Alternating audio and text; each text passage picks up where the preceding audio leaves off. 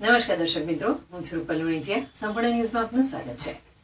Palanpur market yard ખાતે લોકસભાના ઉમેદવારે માર્કેટમાં આવેલ બજાર સમિતિ પાલનપુરના સભાખંડમાં ગંજ બજારના વેપારી પ્રતિનિધિઓ, મહેતા ભાઈઓ, મજૂર ભાઈઓ તથા ગંજ બજારમાં માલ વેચાણ અર્થે આવેલા ખેડૂત ભાઈઓ અને બજાર સમિતિ પાલનપુરના બોર્ડ ડિરેક્ટરો, તાલુકા ખરીદ વેચાણ સંઘના, જિલ્લા ખરીદ વેચાણ સંઘના આગેવાનો અને જાહેર સભા યોજી ઉમેદવાર રેખાબેન ચૌધરીએ તેમને લોકસભા બેઠક ઉપર જંગી બહુમતીથી જીતાડવા વિનંતી કરી હતી.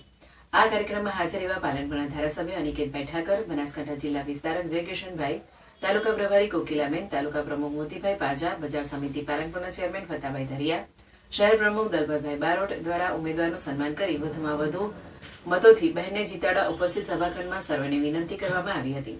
ઉપસ્થિત એવા પાલનપુર નગરપાલિકાના પ્રમુખ સિમનભાઈ સોલંકી, ઉપપ્રમુખ નાગજીભાઈ દેસાઈ, પૂર્વ પ્રમુખ હસમુખભાઈ પઢિયાર તેમજ સહકારી માળખાના આગેવાનો, ભારતીય જનતા પાર્ટીના પદાધિકારીઓ, ગંજ બજારના વેપારી પ્રતિનિધિઓની સૂચક હાજરી બહોળા પ્રમાણમાં જોવા મળી હતી.